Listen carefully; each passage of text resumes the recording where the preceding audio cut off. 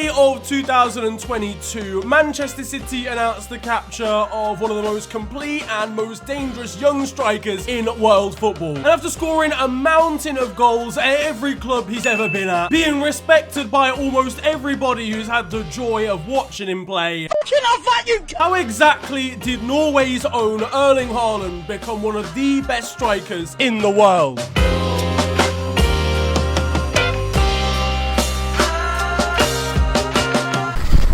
Born in July of 2000 upon the turn of the millennium, Erling Haaland was born and raised in humble northern city Leeds, home to the Yorkshire Dales, a pretty decent music festival, and a worse defence than Rebecca Vardy's current court case. At the time, it was where his father was plying his trade, F.E.A.R Haaland. After success in his homeland in Norway and a 4-year spell at Nottingham Forest, Alfie had signed for Leeds as a utility player back in 1997. He was famous for playing there and being assaulted by Roy Keane. Now, there's a common misconception that this tackle and this rivalry that he'd had with Roy Keane ended his career, when in actuality he'd been struggling with a left knee injury for quite some time. So having retired from football, Alfie moved his family back to his native town of Bryn. And this is where Erling's story really starts. He was the youngest of 3 children, was pictured in Man City shirts regularly, and started playing football at the age of 5. Alongside that, he was involved in playing handball and track and field events, and actually held the world record in 2006 for the longest standing long jump in his age category. He was a natural born athlete. His dad's a footballer and his mum was a famous heptathlete. Do you understand how good you have to be at all sports to be a heptathlete? You couldn't be a better sporting person if you were born in a lab, which is a good job actually, because he's literally a robot, so he was born there. Now, he joined Bryn's youth academy aged 5 and stayed there for his entire youth experience. Det å skåre mål for far, den kunne det ikke.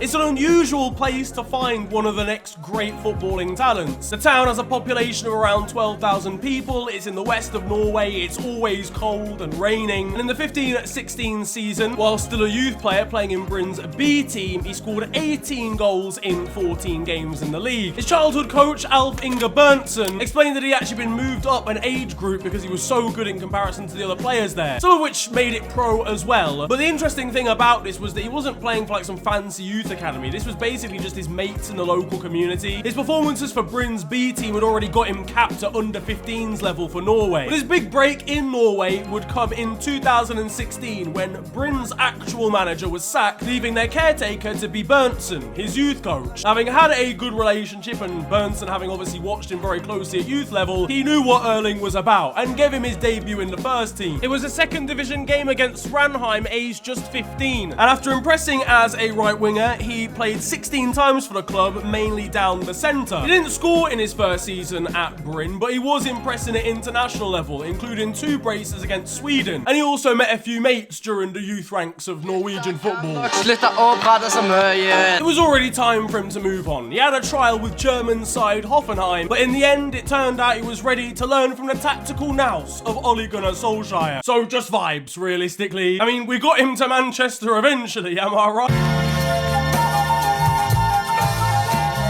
At the start of February in 2017, Erling signed for Molde. A club, whilst having a decent history of always being in the first tier, had at that moment in time become one of the best teams in Norwegian football. It was a big step, but according to Erling's youth coach, it wasn't too big for him. And by this time, he'd stepped up to Norway's under-17s, where he'd scored 6 goals in 6 games. A feat he would later achieve playing for the under-18s. He was a prolific goal scorer at every level internationally, and he was about to do the same at club level now. He made his debut in a Norwegian Cup win on April 26th and scored in that. Then in June, he'd make his league debut coming off the bench. And after just 6 minutes... Kommer Hestad igjen. Haaland! Og så det Haaland som sender Molde foran 2-1. The genesis of a new star. A new footballing gem potentially arriving on the scene. He'd officially booted up, is what I'm trying to say.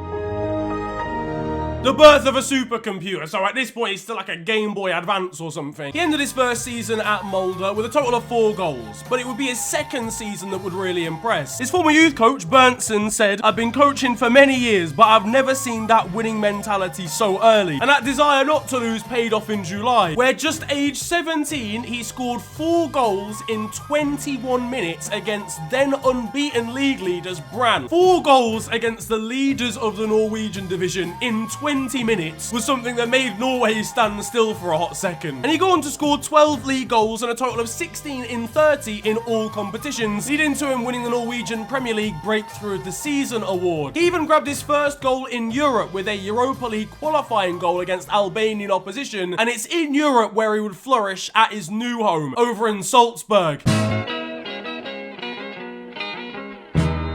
The Red Bull-backed Austrian giants announced they'd signed Erling on the 1st of January. It was 2018, it was a new year, but the same goal scoring would eventually continue. Now, he would take a little bit of time to get into the squad originally, especially the starting 11, due to the imperious Israeli striker Munas Dabur, who'd scored 37 goals in 48 during the 18-19 season. But when he left for Sevilla, it was Erling's chance in the spotlight. And then in the summer of 2019, Erling would travel to Poland for the under-20 FIFA World Cup. They were drawn in a group with an underrated but solid Uruguay team and New Zealand. Now, New Zealand would prove to be the surprises of this group. Norway had lost to New Zealand and they'd lost to Uruguay and were all but out of the competition at the group stages when they faced Central American nation Honduras. But despite all of that, it would be the next 90 minutes that would really spring Erling Haaland into the forefront of every European fan's minds. It's Haaland again!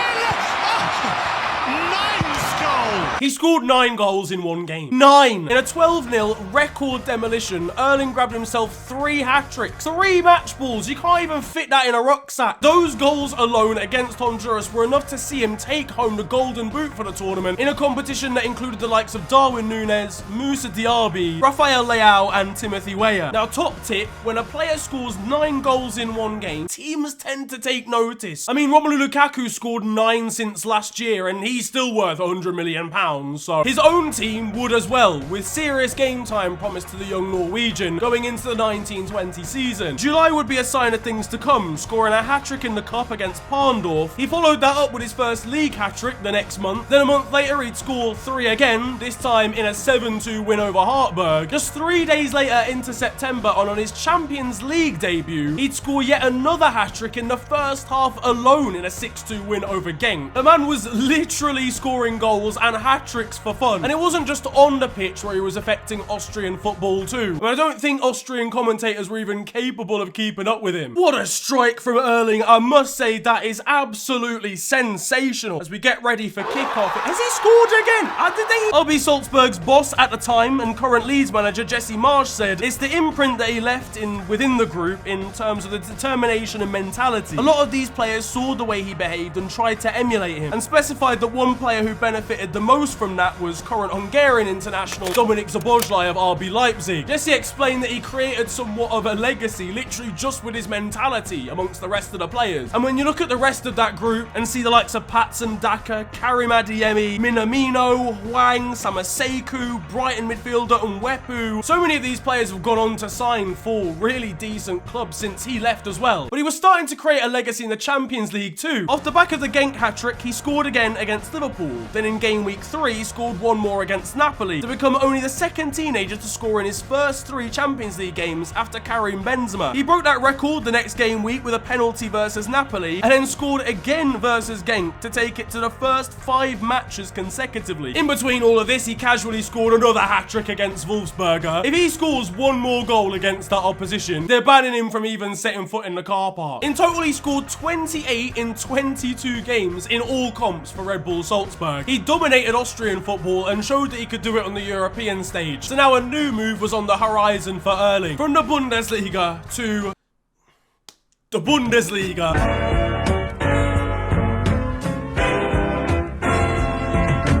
Erling's next move would see him take on the best that German football has to offer, turning down the likes of Manchester United and Juventus to sign for Borussia Dortmund for 20 million euros. Now he was at a side that had in recent times nurtured incredible talent, the likes of Robert Lewandowski, Mario Götze, Marco Reus, Ilkay Gundogan, Mats Hummels, Aubameyang, Christian Pulisic. He was in good hands at the club. Hans-Joachim Vodska explained why they wanted him so much. There's not many players that are 6'4" tall and that fast. Actually, no nobody else comes to mind. And his physical build and just general pace, physicality would be instrumental to his success. But you know, he's in a tougher league now, so realistically the goal scoring has to slow down. On his debut away against Augsburg, he came off the bench and scored a hat-trick in 23 minutes. Yeah, so obviously. And just 6 days later, he'd come on as a substitute again and score yet another 2. The man won January Bundesliga Player of the Month off an hour of football. Everybody else might as well have stayed at home. Flipping heck, mate. I don't think you understand. Like, nobody could stop this kid in Norway, in Austria, or in Germany, or in Europe. And I say kid, I don't mean that detrimentally. He was literally still 19 at the time. He topped off his unreal Dortmund start with 2 further goals in the round of 16 against Paris Saint-Germain in the Champions League. The Dortmund would go out, but he would end up with 10 goals in total, taking home the UCL Golden Boot and rattling every PSG player in the process, despite being an infant.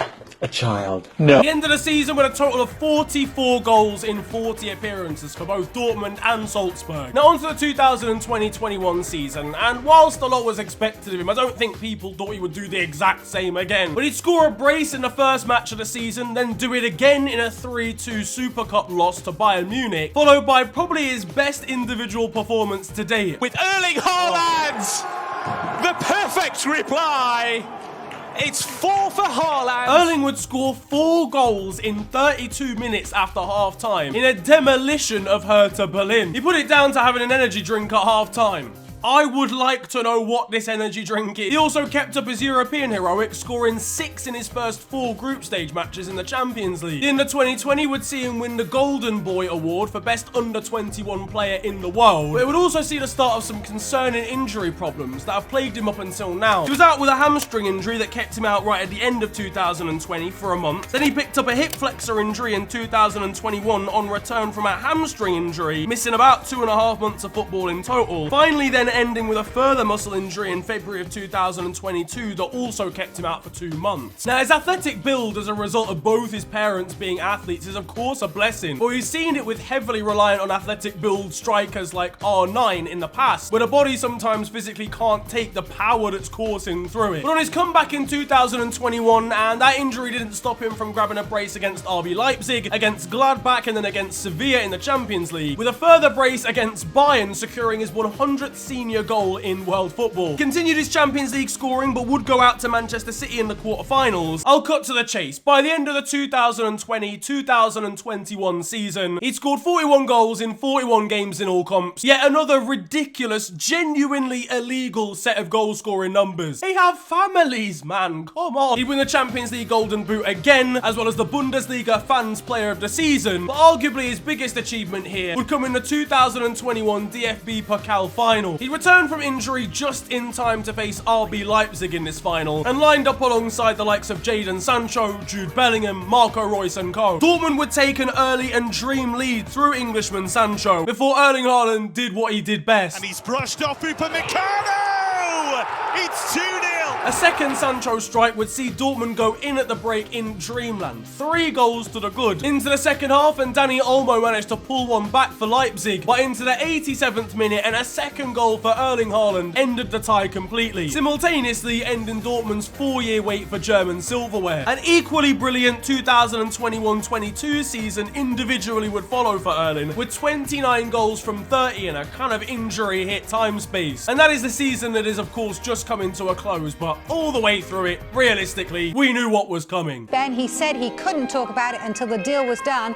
He can talk about it now then. All the top clubs in Europe was trying to sign Erling Haaland. They had many meetings. Manchester City have confirmed they've reached an agreement in principle for the signing of Erling Haaland.